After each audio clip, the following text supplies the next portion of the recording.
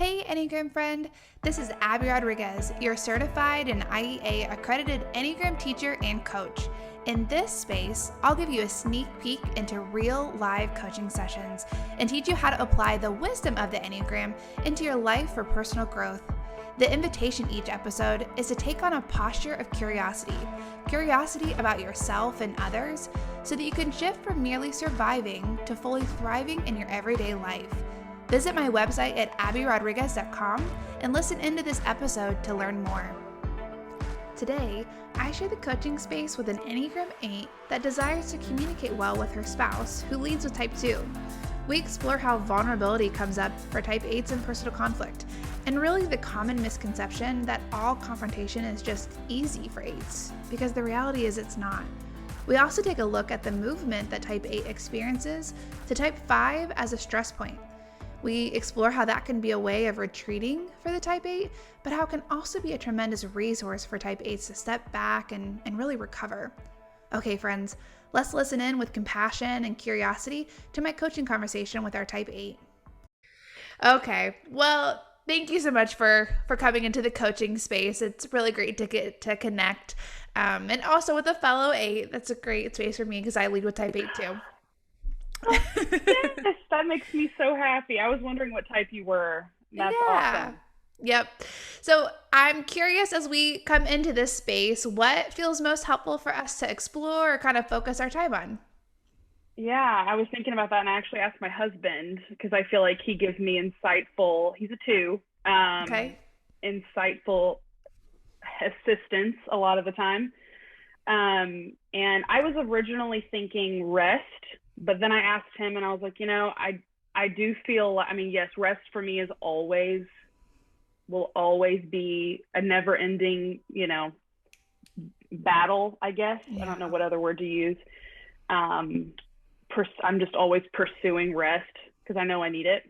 But I think also too, we're newly married. We got married in February of this year. And so I think too, I'm also new to marriage, and I think that he and I are very different and we come from very different places, and so we knew that going into our relationship that, like, hey, we are different people, we have different battles to fight, we communicate like we're from different planets, not only being male and female, but also just vastly different people. I think that was kind of his like 2 cents. He was like, I think, like, why not get some advice on communicating with different types? And like, I think being able to take that and use it, and we're very proactive in our marriage and trying to get the ball rolling well at the beginning, and only being in our first year of marriage is just a lot to learn. And our vastly different ways that we get hurt, the way we communicate, the things that annoy us. We are on different planets. And so we have to work really hard to find that common ground, just like with any number, but. Yeah, for sure. So as you kind of think through that list of, communications, the things that hurt our feelings, things we're paying attention to, is there any specific aspect that you feel like, even just in this first year of marriage, you've already noticed to come up a lot, or it feels most like there's the biggest disconnect of, I see this, but I have no idea what's going on, or how to repair this, or how to do this better? I think for me, in the moment, and you would think I would be better at this just due to my career being a therapist, but I'm also a baby therapist. I've been doing it 3 years.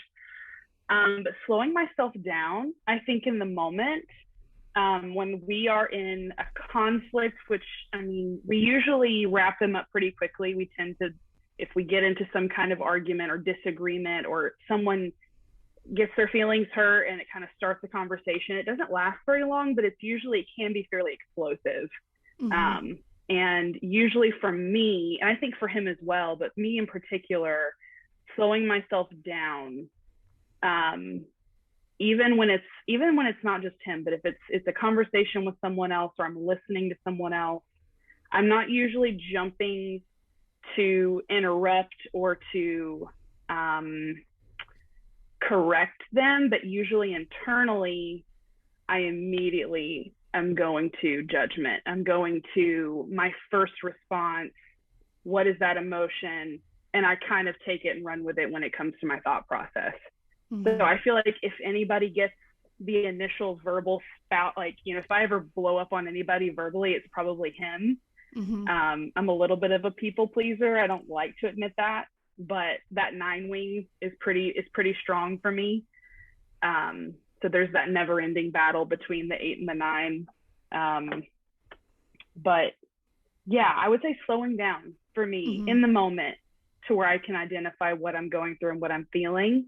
Yeah. And I can do it later. Like if I'm given a couple of hours, I'm like, okay, I know what happened there. But in the moment, slowing down is in general hard for me. Yeah. Probably in many other ways too. So being calm and slowing myself down. Yeah, for sure. Well, and there's kind of multiple pieces playing out in that, in general, the slowing down is hard because you're in the assertive stance. And so there's just this forward momentum, and that's not always bad, right? Like we need people with forward momentum to get things done, to start the conversation, to set boundaries and push back or whatever it might be.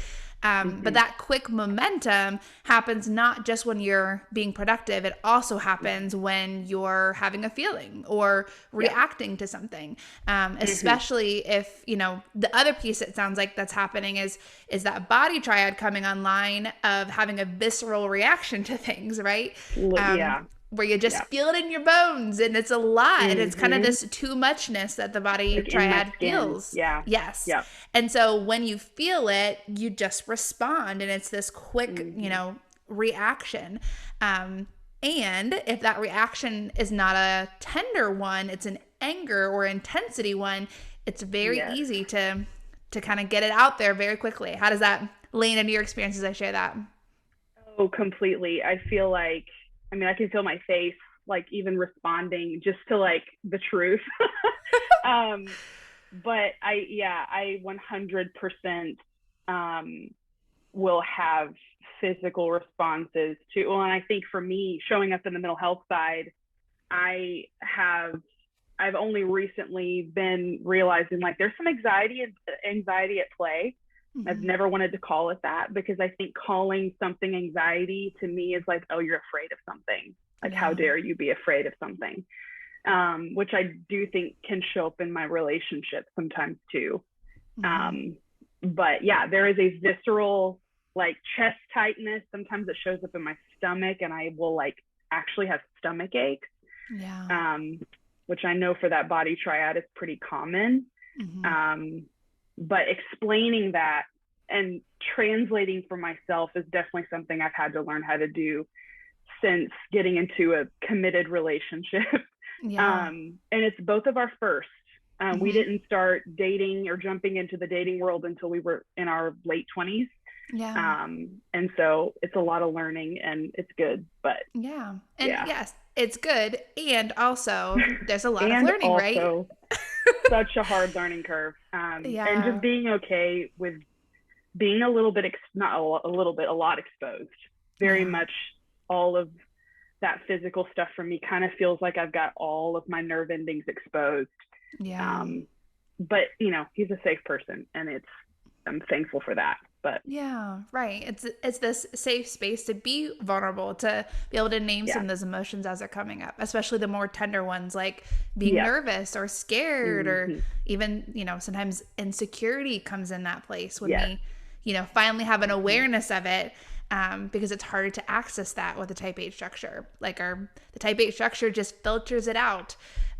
All of that information gets perceived as weakness. And so it is very quickly sorted out of our consciousness unless we are intentional about accessing it. And a lot of times accessing the felt sense is the way to do that of, I realize I have knots in my stomach or I realize I have this tightness in my chest. Why is that there? Oh, actually, I'm really nervous. That's why that's there. Okay, well, I'm about to go. I'm about to go do this thing. Of course I'm nervous. That's how anyone would feel in this situation. But we just, unless we're intentional about that and sensing in and slowing down, we just miss it. Completely. I will blow past that is I've not thought about it that way, but that is such a good point, that unless I'm putting words to something, or unless I slow down and just get it out through either words or writing it down and identifying for what it is as quickly as I can, sometimes it's hard, like I said, in that moment to slow down and identify, because I'm having to like work through all the layers of the onion a little bit. But if I don't as quickly as possible identify it, then it carries through my day, and it will, and it's so I compartmentalize. I feel like that's how I typically I'll survive, through compartmentalizing my life. And it's an awful feeling to realize when I've done that at the end of the day, and realizing I've not dealt with something, and now suddenly it's turned into this whole other monster. Yeah. Because I packed it away and I didn't identify it for what it was. Yeah. And a lot of times that's even just this natural stress response. Sometimes it's even just the characteristics of us moving to type 5, compartmentalizing things to make it better and easier to manage. And sometimes that's not always bad, right? Sometimes like, we have an emergency, like we can't have our feelings right now, right? Like, whatever is going on. But a lot of times our experience triggers this emergency state, and it's actually not an emergency. It's just a busy day, or it's just a conversation, or it's just something that we could manage. But our type compartmentalizes it before we have even quite realized it's happened. I love that you brought the 5 up. I actually mistyped myself as a 5 when I started this journey of trying to figure out what number I was. And I was like, who the hell am I? I don't know what's going on. And I really did think I was a 5, because at that time in my life, this was probably 3-4 years ago, I was sold on it, because I had listened to some podcasts, and I was like, pretty much every number. And I was like, I definitely feel in this season of life very subdued, and I pull back, and I feel drained. And I was at that time of my life. 2017, 2018, that was my season of life. I was walking through with survival, and I was hardcore pulling away from community, very analytical, very, I think this is a lot of numbers, but very, very quick to like, this is where I'm at. I'm not going to budge from, very boundaried, and so I identified with everything I read about a 5. And I feel like it is the softer place in me, though, where I can feel myself now, I think, in a healthier place now. When I do have a hard day, I can feel that a little bit in me kind of retreat back to that 5 place. And it saved me. It really has. And so I'm glad it's there. But. For sure. Yeah. And I think even what you're describing, right? The gift in it is being aware that it's happening. Sometimes we label our stress number as like, that's the bad number, and the growth number is the good number. But a lot of it is just having awareness. But even having awareness of, I can feel myself retreating. I can feel myself withdrawing. I can feel myself becoming more secretive or private even. Because there's a lot of gifting and resource in type 5 for 8, because it allows you to be objective. It allows you to kind of withdraw away from the fight or from leading the march, and just observe and to see what's going on, whether that's in your own experience introspectively, but also for others too, before you jump in to save the day, or before you speak up when maybe they don't need you to speak up. So there's a lot of like a benefit and a resource that 5 can offer for the type 8 structure as well. Big time. I feel like it's kind of not the safety check, but I feel maybe the gut check. I feel like for me, at least, I've loved that ability that I feel like, and being able to go back and forth between them and feel like I can utilize that number if I need to. And like you said, that I'm aware of, it helps a lot. And I think it's the moments when I forget, and I'm like, how did I slip into this? And it took me a few weeks, maybe even, to realize like, this is what happened. This is why I've been acting like this is what was happening the whole time. And I was resistant to the self-awareness that there was a slip, that there was a a need for rest, a need to go back and pay attention to those areas that were depleted and that needed to be filled back up again. So, because it happened so quickly for me. Yeah. Yeah. But especially that too, like letting that move to 5, whether it's happening and you are aware of it in the moment or you're aware of it a couple days later, letting that be a signal too of something has caused me to retreat. And so even being curious about, why am I so stressed? Like, what is it about this environment that's so triggering? And sometimes you'll have an immediate answer like, yeah, it's my boss. Like they need to stop doing whatever or whatever it is. But sometimes we don't, and we need to have some more curiosity around, like, why is this so exhausting for me? Why is this so challenging? Why do I feel so fatigued or overwhelmed? And then also being curious about, what do I actually need? So sometimes 5 is offering you the gift of like, you need some rest. And some of that rest happens by slowing down the activity or withdrawing away into more of an inner world space. But sometimes that's also a helpful signal to be curious about other things. Like, maybe what I actually need is to ask for more help. I'm doing all of these things and I need some more support, or I need some more fellowship with friends. I need some more guidance from a mentor. I need whatever. But even letting that be a cue of, I have a need that's not being met here.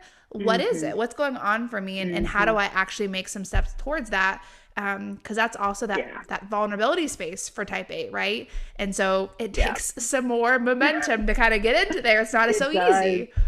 I feel like vulnerability for me is truly like, I have this memory that I kind of use too, just from my childhood, but like I jumped off a high dive for the first time when I was 4 or 5 years old. It's ridiculous that I even worked up the courage to even get that to jump.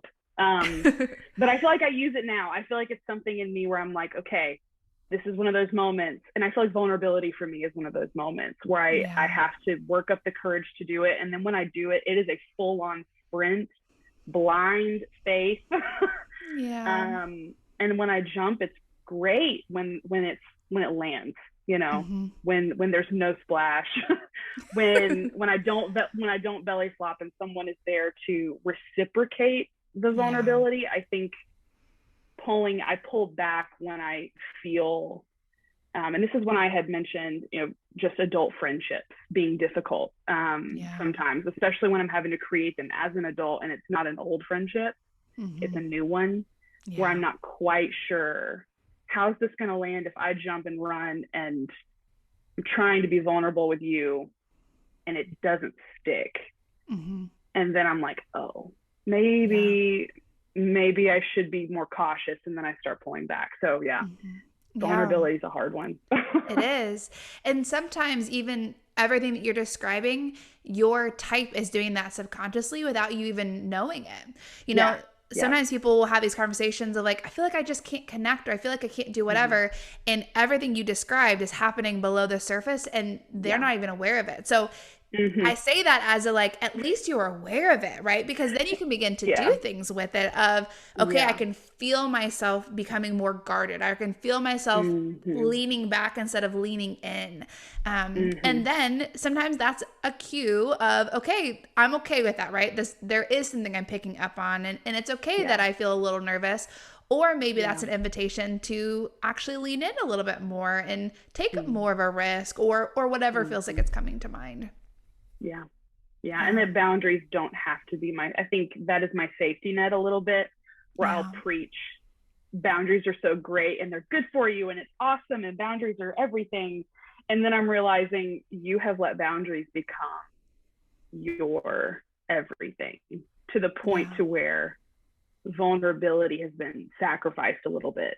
And it's one of those things, like, and it ends up being, because it is easier for type 8s to be boundaried, it becomes this huge wall rather than just a waist high fence that we can talk over and we can communicate over, we can jump over if we're ready to.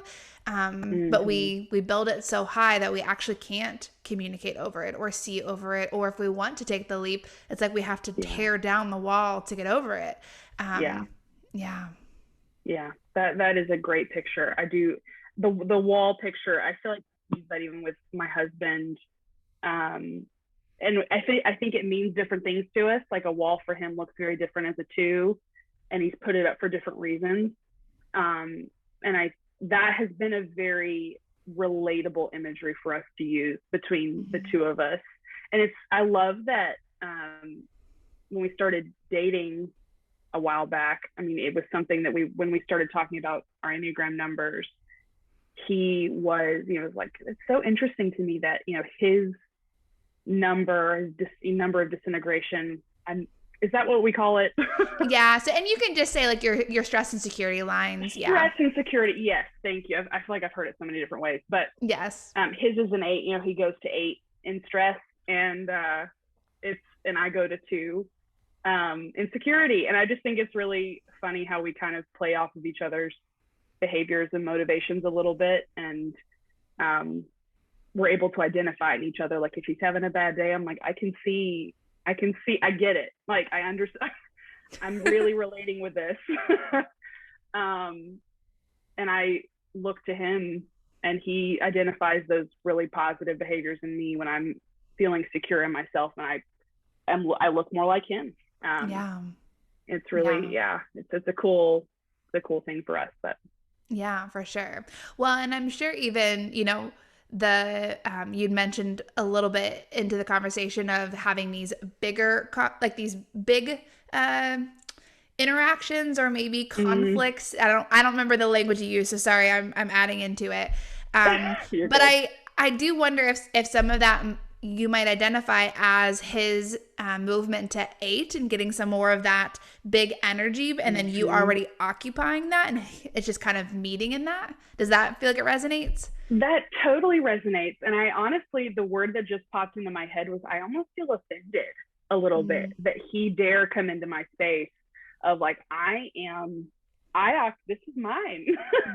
And I've not thought about it that way, but he has told me before that, I mean, just due to a lot of his own stuff, that when he goes and gets bigger, he's trying to get bigger than the stressor, trying to get bigger than the argument, bigger than the problem, because as a 2 going to that 8 number as a protective measure, it for him is a completely different reason why he's going to the 8 versus I live there. And that's so interesting. I've not thought about it that way.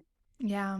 Sometimes 8s like the interaction of someone getting big with them. Do you feel like there's ever a time where you like that it's happening, or does it mostly just feel like, okay, you've invaded my space?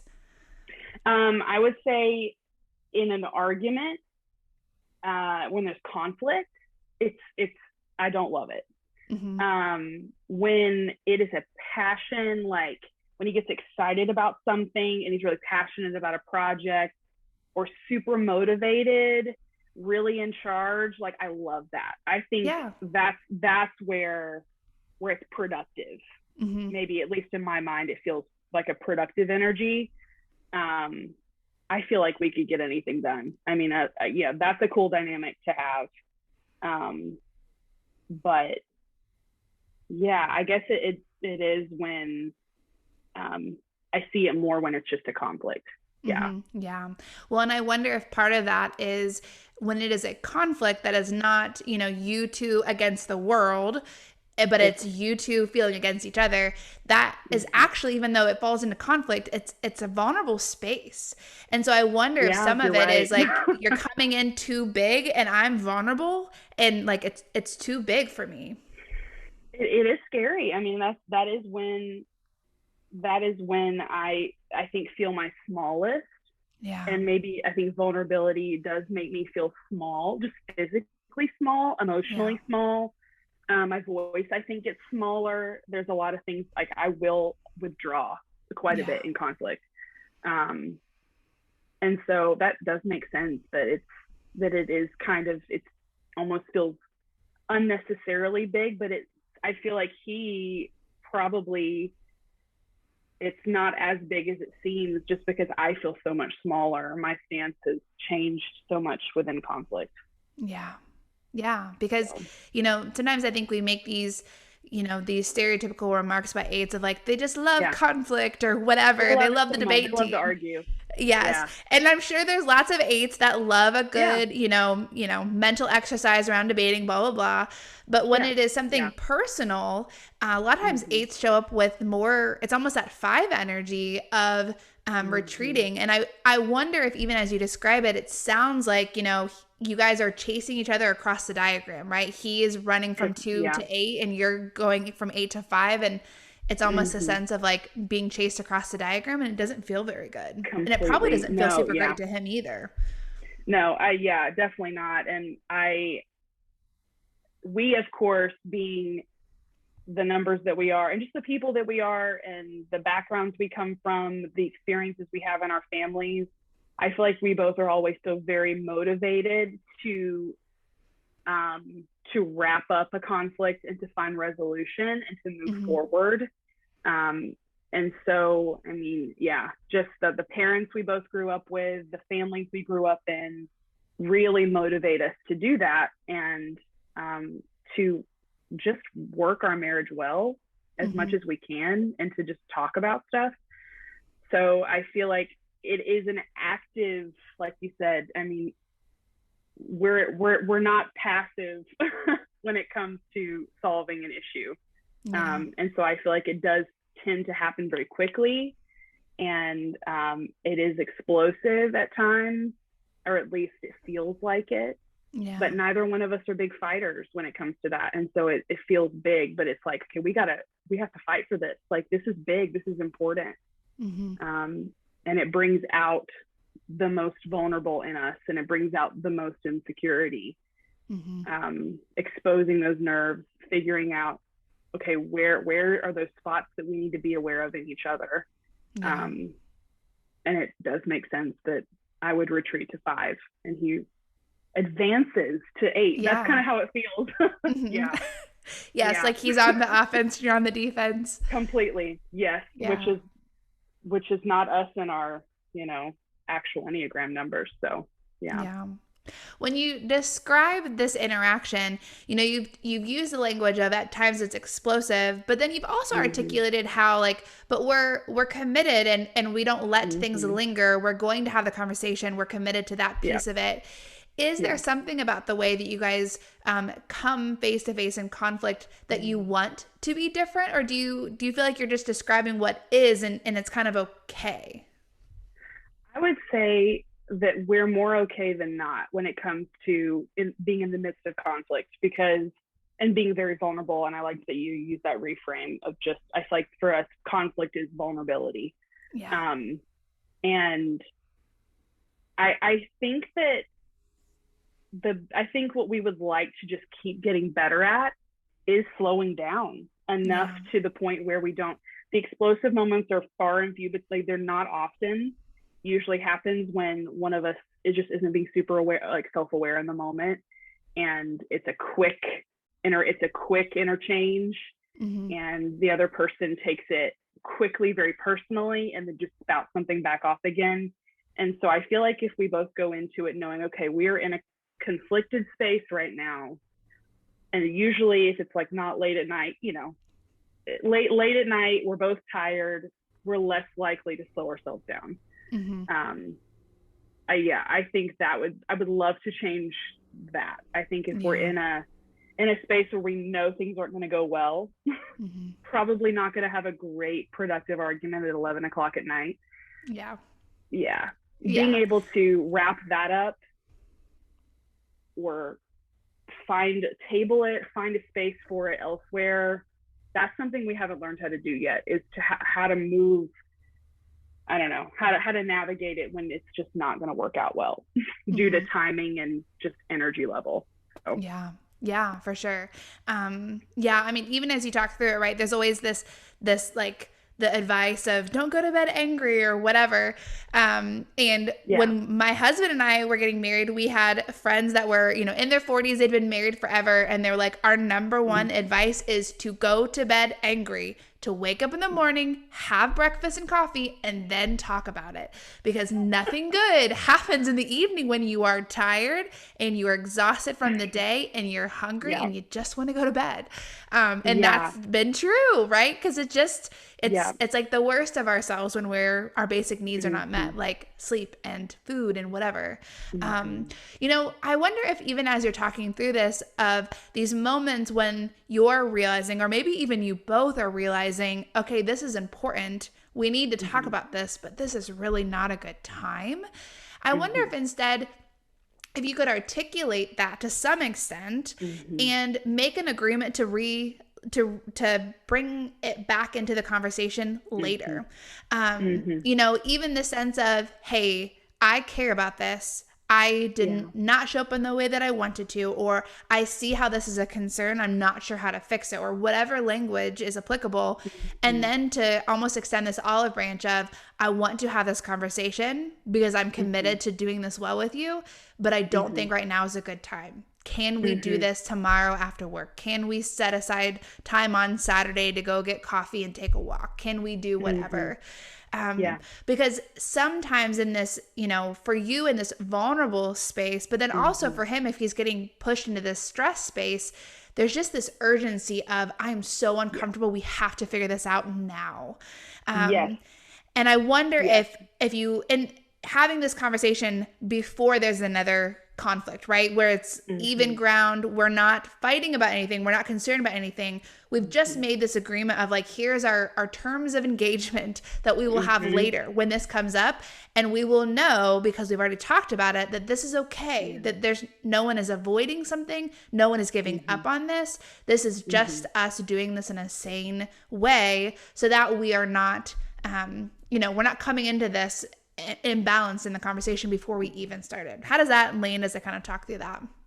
Definitely would be so helpful, I think, if we started implementing that. And when you said the feeling of, I don't know what word you use, panic or just urgency, like we have to solve this now, like that's something that we both have. I don't know if we've verbalized that, but I can feel that energy when we get into something. It's like, okay, so that we don't like spiral and like turn into like, we don't want something to go unchecked and we don't want it to turn into something else. There's that just panic almost to like, we have to solve this now, so that it doesn't turn into something else bigger later down the road, where it was just unsaid and it lingered and turned into this cancer, and so and we both have experiences like that in our families, and so I think there is that internal motivator to not fail, and so I like that a little bit of a say, like just implementing new language into like, hey, in this moment, like, we're not going to be at our best right now, so let's set aside some time. And I think that would be super helpful. And especially being able to talk about that before it's in the moment, so that the person knows, like, this is not me retreating. I'm not giving up. It's not that I don't care. I deeply care about it. That's why I want this to go well. Like, I want to show up in a way that's honoring of who I actually am, and I want you to show up in a way that's honoring of who you are too. I like that a lot. Yeah, I think that's definitely a conversation I would love to have with him, and I think he would be on board with it for sure, because again, I think we're both always looking to, how can we do this better, and what does better look like for us, because it doesn't look like the same for everybody. And in this season of life in particular, of just he's going back to school, we just bought a house, marriage, it's just been a big year, and so I think that the stressors are going to just keep coming up no matter the season of life. And so I think having kind of not an escape plan, but just I don't know, what word would you use there? Well, it's almost like these are your terms of engagement, like this is how we engage, and we can't right now because it's too late, right? We're at the end of the day.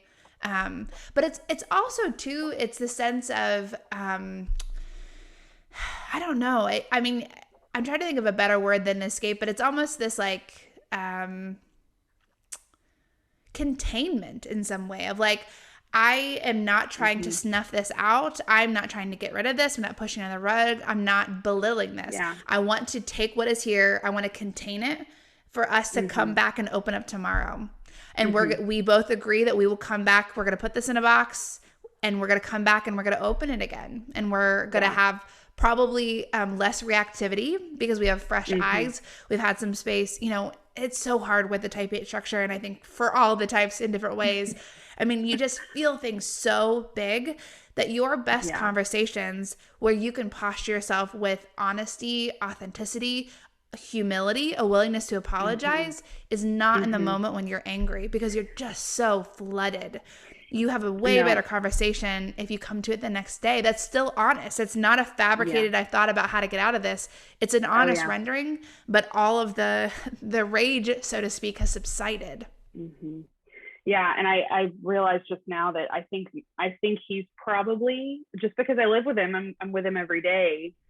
He's the person that probably gets more of that with me, and everyone else in my life who I'm seeing, you know, like maybe once or twice a day, or even once every few days.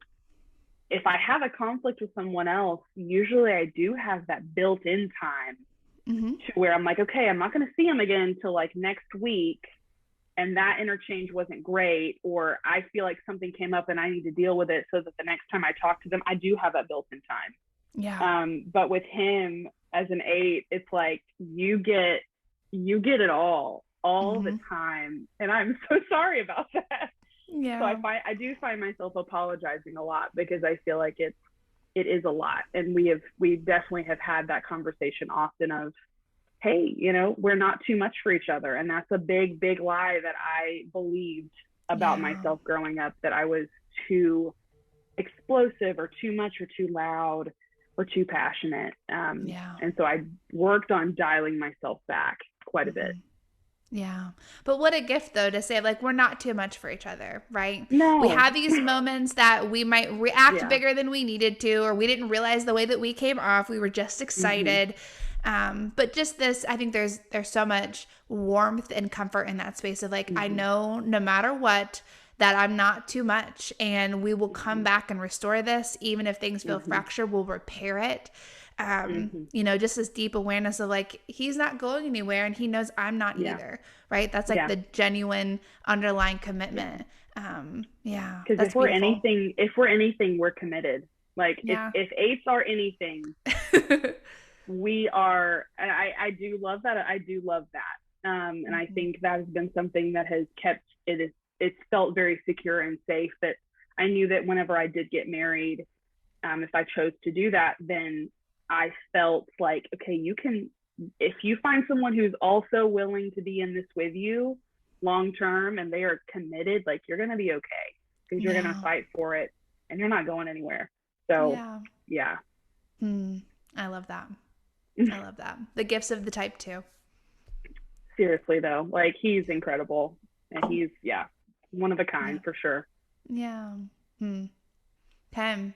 Well, it's a very short amount of time, but I so appreciate you just jumping right in. I know sometimes it can be a little bit intimidating of we haven't actually met before, and I'm about to talk through some things. I know. But it was so nice to meet you. Yeah, but I'm so appreciative of your willingness to share and reflect and be curious. That's a real gift for me to get to share that space with you. So thank you. Of course. Yeah, I really appreciate it as well, and I think it's some of my best conversations are with other 8s, and I really love and appreciate just the willingness to always be honest and open, and to talk about hard things and jump into those topics fully.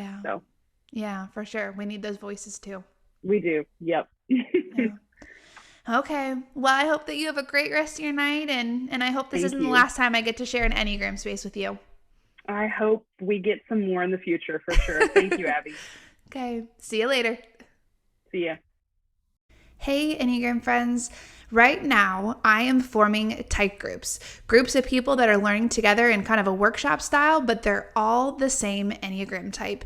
And if you've never had the experience to meet with others of your same Enneagram type, I'm telling you, it's really a life-changing experience. Getting to hear from others that think the same way, or that act the same way, or have similar feelings. There's a lot of solidarity that comes in being able to meet with others with the same Enneagram type, but also a lot of learning and growth that can happen as you are navigating life, and people have different practices or approaches that have helped them along the way. So there is an interest form linked in the show notes that you can fill out to express interest in joining a type group. If there's enough interest for your specific Enneagram number, we'll go ahead and get started and start meeting in November. If there's not quite enough interest right away, we'll wait and meet in January, where more people have a chance to fill out the interest form and join in. There will be 4 sessions for your type group. We'll talk about type-specific things that have to do with just your number, growth practices, awareness, self-awareness, and compassion for your type as well. We'll talk about things like instincts and subtypes, some of the things that are a little bit more challenging to talk about when all the other numbers are present, because it's just too much information to get that specific. Submitting the interest form does not commit you to joining the group. It's just to get a sense of who's interested and how we might put these groups together. Fill out the interest form today so that you don't miss out on your chance to join the next type group.